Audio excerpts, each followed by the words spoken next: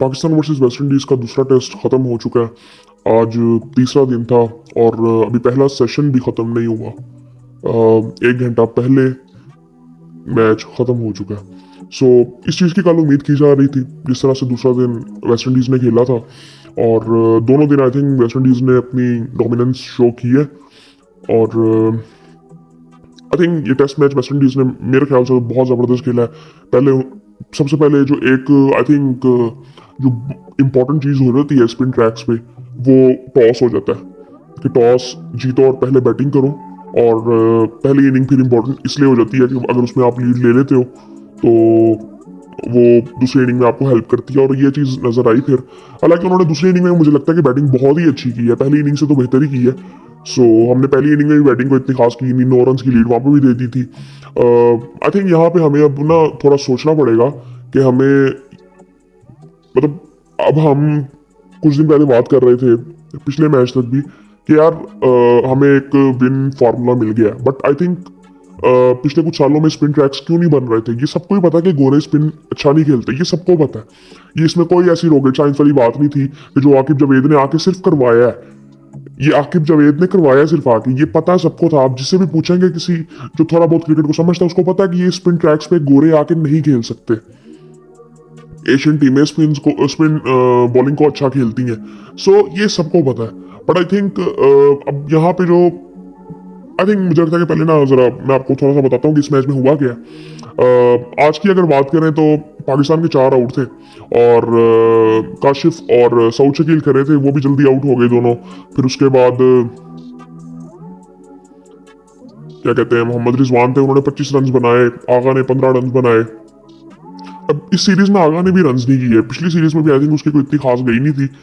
So I think ये थोड़ा सा आगा को भी देखना है। बाबर पे क्वेश्चन मार्क अब नजर आ रहा है। सो काफी ऐसी चीजें हैं जो अच्छा मैं भी ना ये पिछले कुछ मैचेस में जब बात की जा रही थी कि साउथ अफ्रीका की सीरीज के बाद कि बाबर आजम को बिठा देना चाहिए, तो मेरा भी ये था कि यार बाबर को ना कॉन्फिडेंस की जरूरत है। और अभी भी बिल्कुल ऐसी ही बात है कि बाबर कॉन्फिडेंट नजर आ ही नहीं रहा किसी भी फॉर्मेट में पूरी तरह। T20 और वनडे की अगर बात की जाए, वनडे स्पेशली वो उसको शूट करता है, वहां पे वो रन्स कर देता है, बट मुझे वो कॉन्फिडेंस उस तरह से अभी नजर ही नहीं आ रहा बाबर के अंदर। सो सलमान भी रन्स नहीं कर रहा, सऊद ने पिछले मैच में अच्छी इनिंग खेली थी, रिजवान ने अच्छी इनिंग खेली थी, तो इन्होंने बचा लिया था हमें। 150 ऊपर से उसका शान मसूद का भी आ गया था। अब शान भी रेगुलरली रन्स नहीं करता, वो 3-4 मैच बुरे खेलेगा, फिर एक मैच में अच्छा स्कोर कर देगा। सो आई थिंक ये थोड़ी सी चीजें ऐसी हैं कि जो कि स्पेशली हमारे बैट्समैनों को देखनी पड़ेंगी कि अगर इस स्ट्रेटेजी से जाना है तो हमें स्पिन बॉलिंग को अच्छा खेलना पड़ेगा। कामरान गुलाम मुझे थोड़े से ना रिस्पॉन्सिबल लगे हैं यहाँ पे कि वो एग्रेशन के चक्कर में ना कई दफ़ा आई थिंक वो ओवर एग्रेसिव हो जाते हैं, ओवर कॉन्फिडेंस नजर आता है फिर उनमें, और उसका नुकसान ही फिर होता है। सो खैर उसके बाद रिजवान ने 25 किए, आगा ने 15 रन बनाए। फिर उसके बाद कोई इतना किसी ने स्टैंड लिया नहीं, 133 पे ऑल आउट हो गई टीम। 44 ओवर पाकिस्तान ने खेले दूसरी इनिंग में। हाईएस्ट स्कोर जो था वो बाबर आजम ने 31 रन बनाए, 25 रिजवान के थे, 15 रन आगा के थे, 13 सऊद शकील के थे। सो ये टॉप स्कोर थे दूसरी इनिंग के। पहली इनिंग की अगर बात करें तो वेस्ट इंडीज ने पहले बैटिंग की थी और 163 रन बनाए थे, जिसमें अगर पाकिस्तान की बॉलिंग की बात करें तो 6 आउट किए थे नुमान अली ने, 2 आउट किए थे साजिद खान ने, 1 आउट किया था काशिफ अली ने, और 1 किया था ब्राड ने। फिर पाकिस्तान जब बैटिंग करने आता है तो पाकिस्तान की तरफ से 49 रन रिजवान बनाता है, 32 सऊद शकील और 16 रन कामरान गुलाम, और पाकिस्तान 154 पे आउट हो जाता है। सो ये पहले दिन ये वाइंड अप हो गई थी पहली इनिंग्स दोनों टीमों की, और 9 रन की लीड होती है वेस्ट इंडीज के पास। सो उसको तो छोड़े, अब उसका फायदा क्या बात करें, उन्होंने दूसरी इनिंग में भी अच्छी बैटिंग की आके, उससे भी बेहतर की बैटिंग आके। बॉलिंग की अगर पहले इनिंग की बात करें तो 4 आउट किए थे बेरिकन ने, 3 मोती ने आउट किए थे, 2 केमर रूच ने आउट किए थे, जो कि दूसरी इनिंग में वो बॉल ही नहीं कर सके, इंजर्ड थे वो। सो फिर उसके बाद वेस्ट इंडीज जब दूसरी बैटिंग करने आता तो उनका कप्तान एज एन ओपनर आता है और वो 50 रन कर देता है, 52 रन वो टोटल बनाता है और आउट होता है। फिर उसके बाद आमिर जैंगो जो वन डाउन आता है, उसकी भी पार्टनरशिप एक अच्छी लगती है कप्तान के साथ ही, ब्रेथवेट के साथ, वो भी 30 रन बनाता है। सो उसके बाद फिर छोटी छोटी पार्टनरशिप लगती है 2-3 नीचे से आके। फिर इम्प्लाज जो उनका कीपर था उसने 35 रन बनाए, 28 रन बनाए, सिंक्लेयर ने 18 रन बनाए, मोती ने 18 बनाए, बेरिकन ने तो 244 फिर वो कर लेते हैं, और लॉरेंस की पहले लीड थी तो वो तकरीबन 254-55 हमने करना था। सो वो अब 250 से ज्यादा रन थे। अब जाहिर ही बात है कि चांस तो फिर बन जाते हैं जब आपको पता है कि स्पिन ट्रैक है, तो बैटिंग करना तो मुश्किल होगा, और ऊपर से बैटिंग कोई इतनी खास भी कर भी नहीं रहा था। तो दूसरी इनिंग में फिर 4-4 आउट किए नुमान और साजिद ने, एक एक आउट किया अबरार ने और काशिफ ने। फिर पाकिस्तान बैटिंग के लिए आता है तो पाकिस्तान का ओपनिंग स्टैंड फिर कुछ नहीं होता, दोनों 2-2 रन बना के आउट हो जाते हैं। हुरैरा और शान मसूद 31 रन बाबर आजम बनाते हैं, उनको भी 1-2 चांस मिलते हैं, फिर वो फिर भी आउट हो जाते हैं 31 रन पे। उसके बाद कामरान गुलाम बिल्कुल शॉट उनको मारना ही नहीं चाहिए था, ट्राई भी नहीं करना चाहिए था, जो वो आई थिंक काफी दफा आउट हुए हैं। 19 रन उन्होंने बनाए, 13 रन सऊद शकील ने बनाए जो कि अभी खड़े हुए थे, आज आउट हुए वो आते ही, और सिंक्लेयर ने उनको आउट किया। रिजवान ने 25 रन बनाए, थोड़ी सी फाइट शो की, बट आई थिंक अभी रन काफी पड़े हुए थे, सो मुश्किल था। लेकिन आई थिंक उन्होंने बॉलिंग बड़ी जबरदस्त की है, बैटिंग भी उन्होंने इस मैच में बहुत जबरदस्त की है। थोड़ा सा लक फैक्टर मैं कहूंगा कि टॉस का था कि पहली, अब यहाँ पे हमें काफी चीजें देखनी पड़ेंगी कि हमें क्या करना है यहाँ पे। सो उसके बाद अगर देखें तो बस ये सूरत हाल थी। 133 रन हमने बनाए, 5 आउट किए, फिर वेरिकन ने 3 आउट किए, सिंक्लेयर ने 2 आउट किए, मोती ने। सो ये सूरत हाल थी पूरे मैच की। और अब यहाँ पे हमें काफी चीजें देखनी है कि क्या हमें स्पिन ट्रैक्स बनाने हैं अपने घर पे, क्योंकि हमारे बैट्समैनों को मुश्किल हो रही थी। अब कई लोग बातें कर रहे हैं कि यार इसीलिए बाबर आजम जो कैप्टन था तो वो स्पिन ट्रैक्स बनाता ही नहीं था। मेरा ये मानना है कि मतलब अगर मैं पूरी टीम की बात करूँ ना, तो मैं ये नहीं कहूंगा कि बाबर सबसे बुरा स्पिन को खेल रहा है, कईयों से बेहतर खेल रहा है। उसकी डिफेंसिव तकनीक जो है वो काफी बेहतर है कई बैट्समैनों से। जिस तरह अब उसकी अगर आप तकनीक की बात करो ना तो वो काफी क्लीन लगता है बाबर, बट रिजवान कामयाब ज्यादा है क्योंकि वो शफल ज्यादा करता है और वो अटैक करने की कोशिश करता है। सो वो कामयाब उस लिहाज से ज्यादा है। मेरा भी ये मानना है कि ऐसी विकेटों पे आपको अटैक करना है और आपको ये सोचना है कि आपको एक इनिंग चाहिए 250 पौने 300 की, आपको एक इनिंग चाहिए कम से कम, ताकि अगर आप एक इनिंग में कोलैप्स करते भी हो तो उसमें भी 150 तो आप करोगे ना, तो 2 इनिंग्स मिला के भी आप 500 रन बनाते हो, तो सामने वाली टीम भी ऐसे गिरेगी, तो सामने वाली टीम को आपको दोनों टीमों में पकड़ना पड़ेगा। सो इसी तरह से फिर 3-4 दिन में जब मैच खत्म होगा तो ऐसे मैचेस ही होंगे।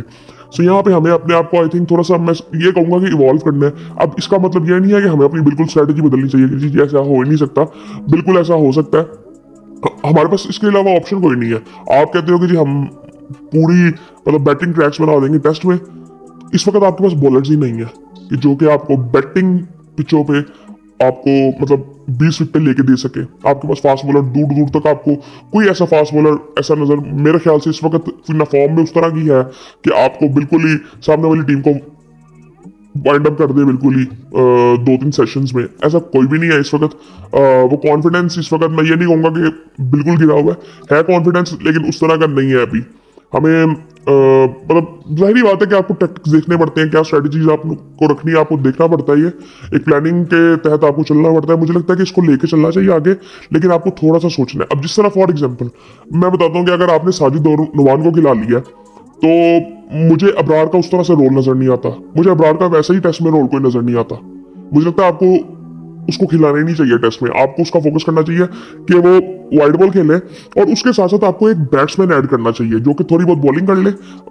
अब मेरे ख्याल से अब ये ऑप्शन की बात क्या आती है, मैंने ये बात तो कर दी है कि जी ऐसा कोई बैट्समैन जो थोड़ी बहुत बॉलिंग कर ले। अब वो स्पिनर आपको चाहिए, स्पिनर हो सकता है, पहले आपके पास स्पिन बॉलिंग ऑलराउंडर्स बहुत ज्यादा है आगाही तरह की, लेकिन आप वहां पे भी एक प्रॉपर बैटिंग ऑलराउंडर रख सकते हो जो कि बैटिंग प्रॉपर करे, क्योंकि यहाँ पे आपके चांसेस ज्यादा है कि आपको लैप्स करोगे। तो आपको एक बैट्समैन ऐसा चाहिए कि जो कि बॉलिंग थोड़ी बहुत कर ले। सो ये अब यहाँ पे आने वाले टाइम की अगर मैं बात करूं तो साइम एक अच्छा ऑप्शन हो सकता है, बट यहाँ पे एक्स्ट्रा बैट्समैन की मैं बात कर रहा हूँ कि आपको खिलाना है, मतलब साइम के साथ फिर आपको हुरैरा को भी खिलाना पड़ेगा। ये सारी चीजें ऐसे देखने वाली हैं। बाबर को 3 पे नहीं खेलना चाहिए, उसको चौथे नंबर पे ही खेलना चाहिए।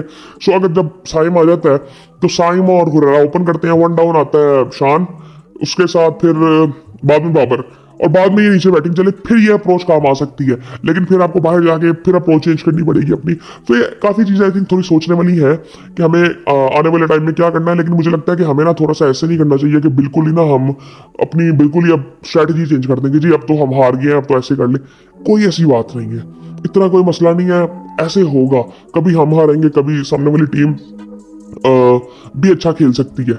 सो आई थिंक अभी अगर मैं कहूँ कि इस स्ट्रेटेजी ने अभी तक आपको फायदा ही दी है, सो मेरे ख्याल से टेक्निक पे थोड़ा सा काम करना है बैट्समैनों को, अप्रोच अपनी बेहतर करनी है, अटैक करना है, और आई थिंक थोड़ा सा ना प्रैक्टिस पे भी फोकस करना है कि हमने स्पिन को फिर खेलना कैसे है। और मुझे ना थोड़ी सी वीक तकनीक लगी है बैट्समैनों की, क्योंकि बैटिंग तो यार उन्होंने भी किया ना दूसरी इनिंग में आके, पहली इनिंग में भी उन्होंने किया, बैटिंग तो उन्होंने किया। अब ये ठीक है, एक चीज है कि टॉस वो जीत गए और वो सब कुछ हो गया, लेकिन आई थिंक आपको थोड़ा सा फिर देखना पड़ेगा कि अगर आपको मैचेस जीत रहे हैं तो आपको जो चीजें आपके हाथ में नहीं है तो फिर उसके अलावा आपको अपने आप को बेहतर करना पड़ेगा। अब हम हर दफा टॉस पे तो नहीं हम करेंगे ना कि टॉस जीतेंगे और बैटिंग करेंगे, सो वो आई थिंक वो उस टाइम पे भी कई दफा आप कोलैप्स कर सकते हो पहली इनिंग में, तो वो भी फिर आपके लिए बुरा हो सकता है। तो वो एडवांटेज जो मिलना होता है वो कई दफा शायद आपको तब भी ना मिले टॉस जीत के भी।